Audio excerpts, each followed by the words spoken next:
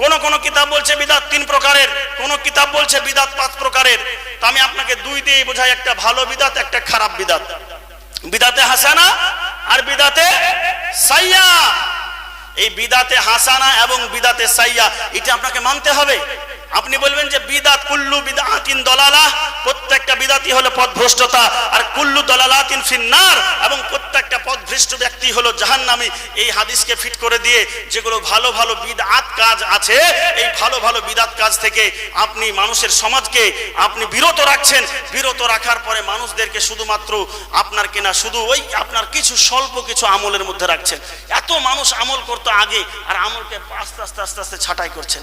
আচ্ছা, আমি আপনাদেরকে বলিনি যে নবী পাক সাল্লাল্লাহু তাআলা আলাইহি ওয়াসাল্লাম বললেন যে দলের মধ্যে আমি এবং আমার সাহাবীরা থাকবে সেই দলই জান্নাতি, বলেছে কিনা? আচ্ছা, একটা দলের খবর জানেন আপনারা? যে দল আপনার কিনা জুমার দিনে মসজিদে একবার আজান দেয়। আপনাদের মসজিদে কবার হয়? জুমার দিনে 2 বার হয় তো দেখি। আচ্ছা, কিছু কিছু মসজিদে একবার হয়তো দেখেছেন? জি, দেখেননি? যাক, আলহামদুলিল্লাহ, আমি খুব খুশি, ভালো লাগছে যে আপনাদের এলাকায় এরকম মত নাই, কিন্তু আমাদের মুর্শিদাবাদে অ্যাভেলেবল আছে। মুর্শিদাবাদে অ্যাভেলেবল আছে এবং ইন্টারনেটে অ্যাভেলেবল আছে।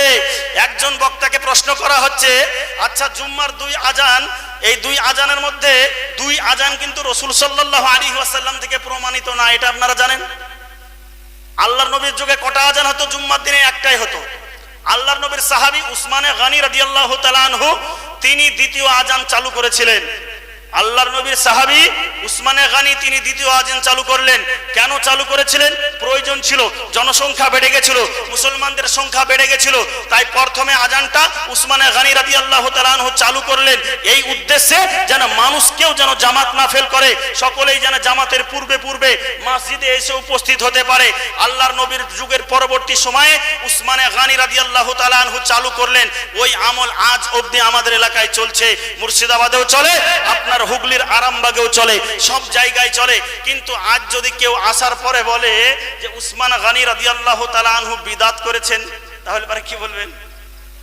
জি, আপনি যদি বলেন যে মৌলানা সাহেব আপনি বানিয়ে কথা বলছেন, দেখেন আমি বানিয়ে বলছি না, আমি আপনাকে শোনানোর মতন ক্ষমতা রাখি, কারণ এটা ইন্টারনেটে পাওয়া যায়, আমার কাছে নাই, কিন্তু ইন্টারনেটে আপনি চাইলেই পাবেন। আমি নাম করব না, কারণ আমি নাম করাটাকেও পছন্দ করছি না, কিন্তু যখন বেরিয়ে যাচ্ছে কিছু করার নাই, কিন্তু নাম করব না। আপনাকে বলি, কিছু মানুষ আছে তারা জুমার দিনে একবার আজান দেয়। প্রশ্ন করা হচ্ছে যে আচ্ছা জুমার দিনের যে উসমানে গনি রাদিয়াল্লাহু তাআলা আনহু তিনি দ্বিতীয় আজান চালু করলেন, তিনি কি বিদাত করেছেন? ওই ব্যক্তি বলছেন যে হ্যাঁ, উসমান রাদিয়াল্লাহু তাআলা আনহু বিদাত করেছেন। শুধু ওই ব্যক্তি না, পুরো দলটাই বলে উসমানে গনি রাদিয়াল্লাহু তাআলা আনহু তিনি বিদাত করেছেন।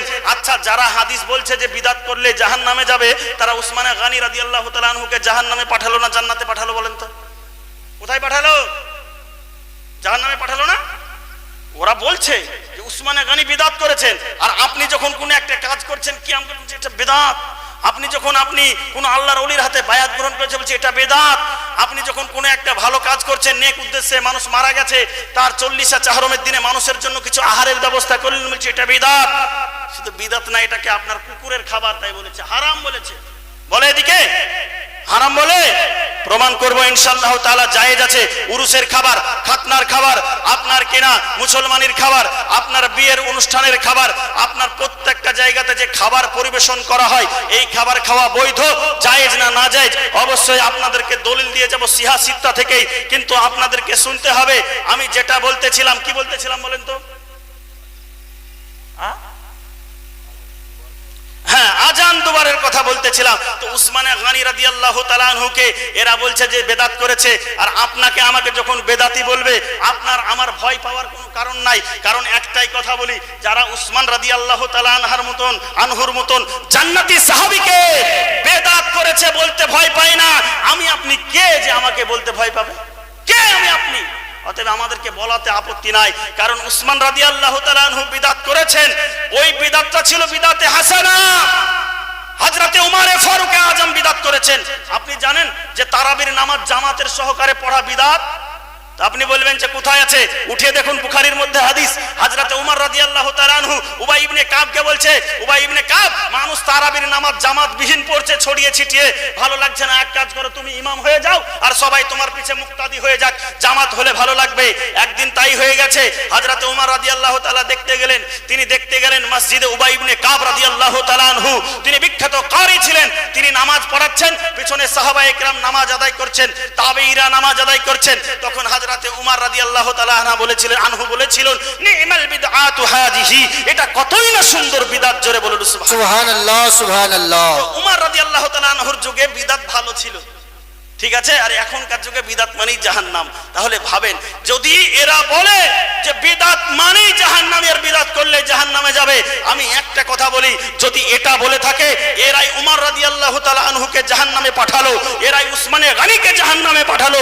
যে উমরকে আমার আপনার নবী বলেছে আবু বকর ফিল জান্নাহ, উমর ফিল জান্নাহ, উসমান ফিল জান্নাহ, আবু বকর জান্নাতি, উমর জান্নাতি, উসমান জান্নাতি, আলী জান্নাতি, যেই নবী আপনার কিনা সাহাবীদেরকে জান্নাতি ঘোষণা করেছেন, এই সাহাবায়ে কেরামদেরকে আজকে এরা বেদাতি বানিয়ে দিয়ে শর্ত অনুযায়ী এরা জাহান্নামে পাঠিয়ে দিচ্ছে। অতএব এদের থেকে সাবধান থাকতে হবে।